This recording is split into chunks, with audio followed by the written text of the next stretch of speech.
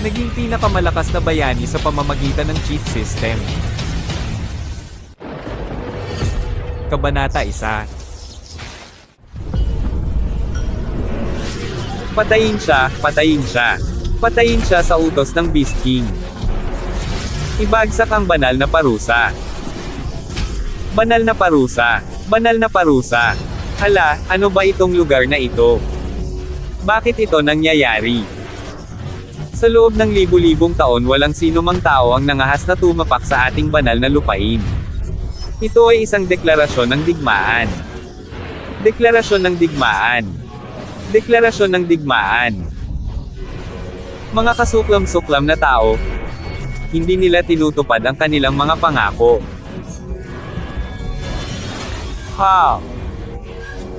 Hindi ba't nangongolekta ako ng mga kalakal sa kuweba? Bakit nangyayari ito? Kapatid kong babae, hintayin mo akong bumalik. Hindi ako pwedeng mamatay dito. Gusto ko pa ring magsikap na maging bayani. Ako ba talaga ay mamamatay sa ibang mundong ito? 5 oras ang nakalipas. Dalawang grupo ng mga tagapaglinis ang sinubukang kunin ang ating order ngayon. Parami ng parami ang mga taong nag-aagawan sa pagkuha ng mga kalakal. Talaga bang maraming tao ang nakikipagkumpetensya para sa isang sea-level na kuweba sa mga araw na ito? Oo, sino ang nagpaalam sa kanila? Hoy, mag-empake ng mga gamit ninyo dali, ang mga bayani ay palabas na.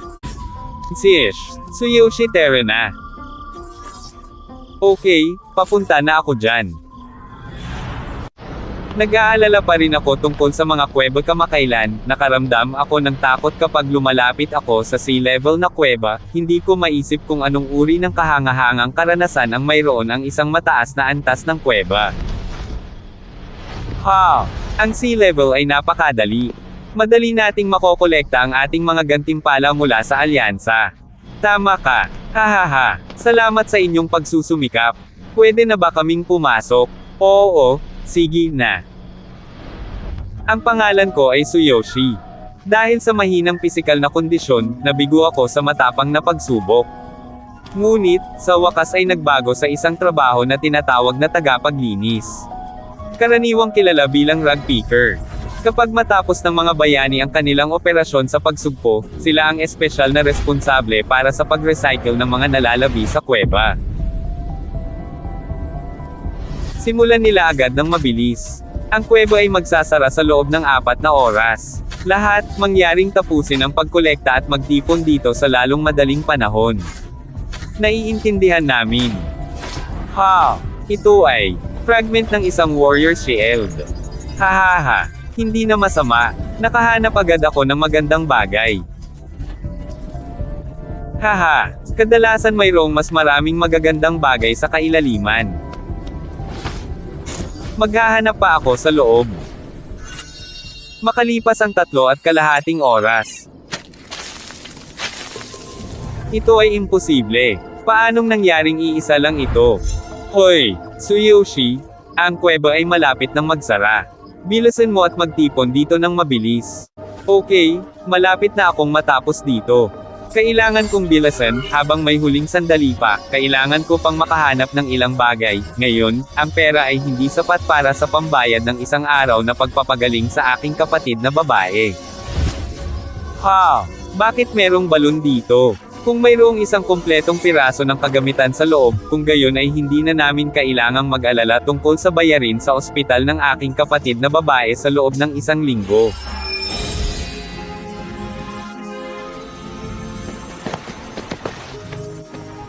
Ha! Ito ay... Uy! Uy! Sing-sing! Sing-sing! Kagamitan! Diyos ko! Mayaman na ako! Hahaha! Magaling, isusuot ko muna ito, pagbalik ko, tatanungin ko ang kapitan, kung anong antas ang kagamitang ito.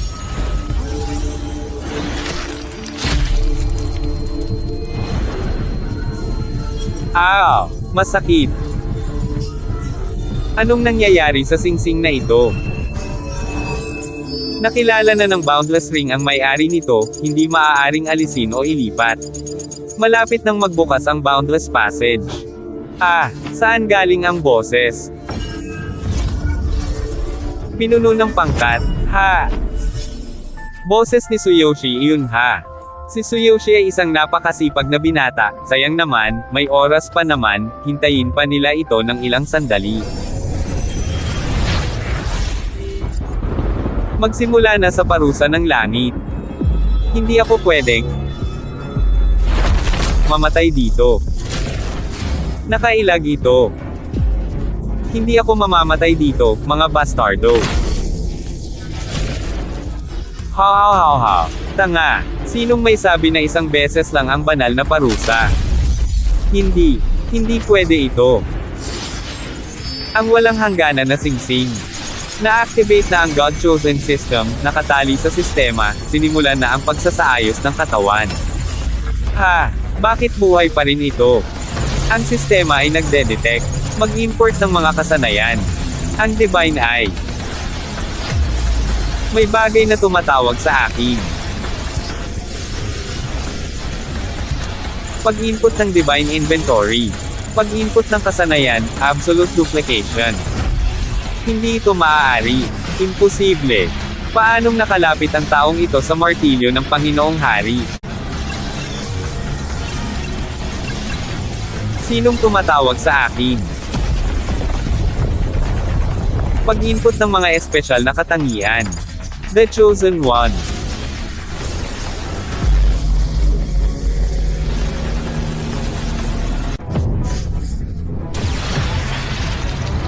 Kabanata 2. Ang kayamanan ng hari ng mga Diyos.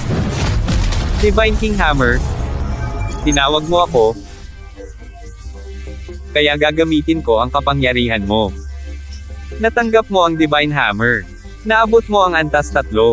Dahil sa hindi sapat na lakas ng host, kasalukuyang hindi magagamit ang kapangyarihan ng martilyo. Upang ipakita ang buong kapangyarihan ng Divine Hammer, mangyaring patuloy na magpalakas. Imposible. Ang Divine King's Hammer ay hindi magawang buhatin ng kanilang hari. Paanong nagawang buhatin ito ng isang hamak na tao? Sa hula ng orc, kung sino man makaangat ng martilyo ay magiging pinuno ng kanilang beast tribe. Marahil meron ditong pagkakamali. Ito ba ang sistema ng pinili ng Diyos?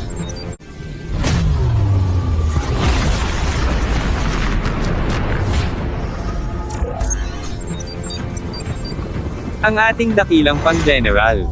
Bawiin ang ating kaluwalhatian at pagmamalaki. Ito ba ang passive skill na, Divine Eye, na kasama ng sistema? Maaari mong makita ang detalyadong impormasyon ng kabilang partido. Mga kasuklam-suklam na tao. Sandali, hayaan mo akong magpaliwanag. Lalabanan ko ba ang level 84 warrior na ito? Siguradong mamamatay ako. Tumigil ka sa pagsasalita ng kalokohan, panoorin mo ito.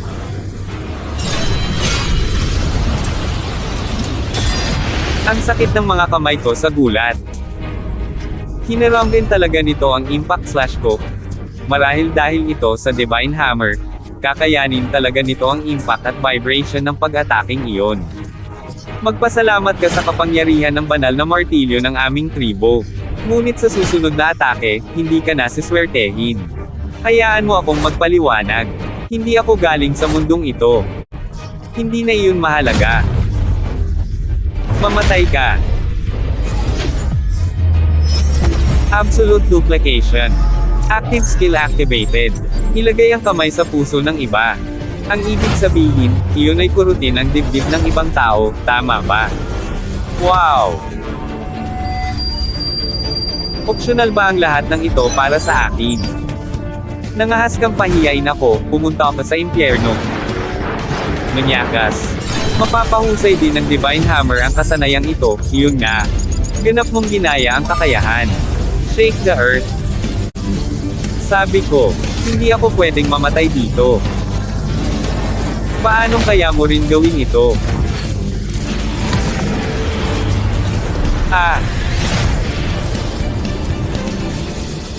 Hindi ito masakit, ito ay manhid lang at komportable. Dahil mababa ang iyong antas at walang professional bonus, hindi mo magagamit ang mga sandata. Sa makatuwid, ang iyong kakayahan ay hindi makakapagbigay ng pinsala. Mangyaring pagbutihin ang iyong sariling lakas. Isa kang mapagpanggap na tao, napahiya mo ako. Tama na iyan. Kumilos na ang Beast King. Sa wakas ay hindi na kinaya ng Beast King ang hamak na tao na ito. Gusto mo bang gawin ito sa iyong sarili?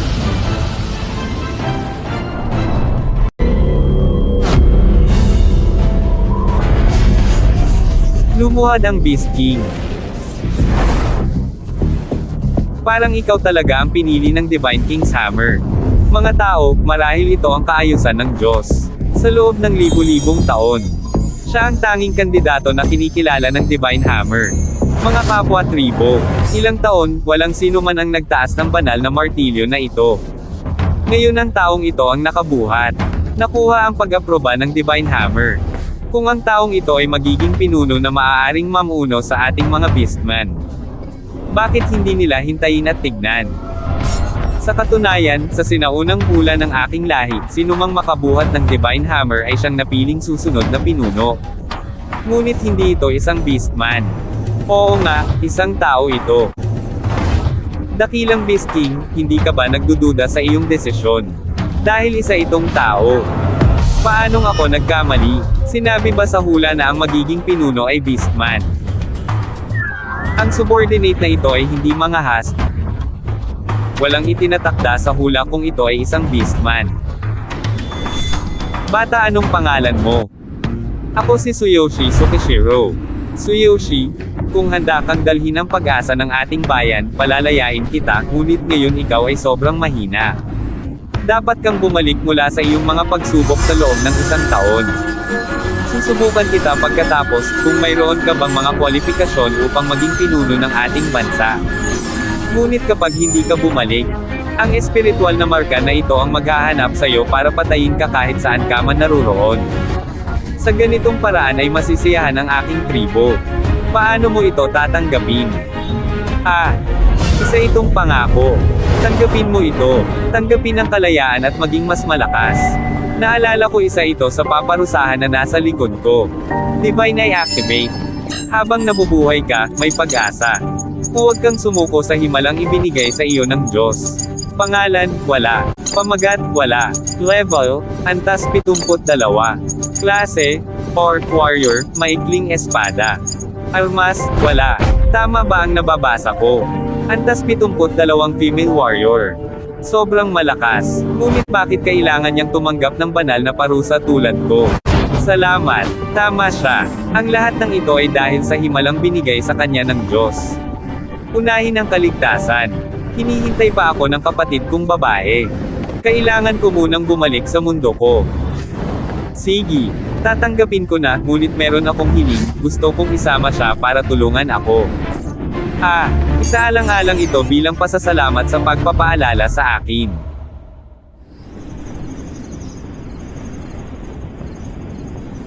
Ang lahat ng ito ay mukhang dahil sa singsing na isinuot ko. Naaalala ko ang boses sa aking ulo na naglalarawan nito sa ganitong paraan. Ang singsing na ito ay hindi maaaring tanggalin. At nagdala ito sa akin ng mahiwagang kapangyarihan. Paano ako makakabalik sa aking mundo? Ano ang nangyayari sa kabilang mundo na ito? Handa na ako, Master.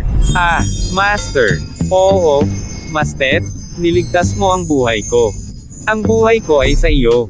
Handa akong mamatay para sa aking amo. OMG! Napakaganda nito. Tinatawag pa akong master ng babaeng may tainga ng hayop na ito. Mahirap tiisin, kakaiba.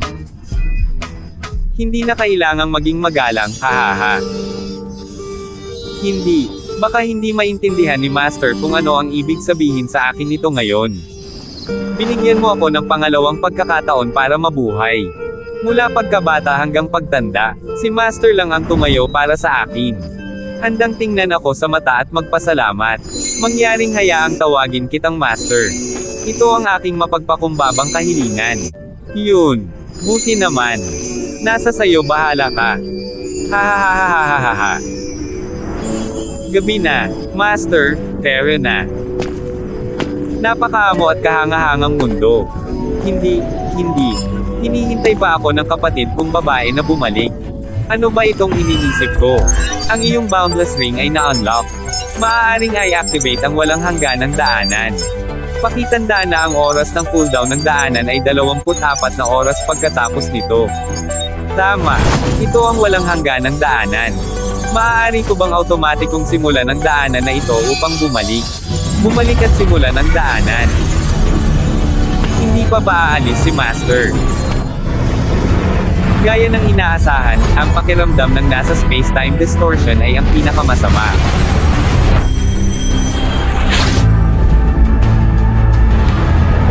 Nakabalik ako. Magaling.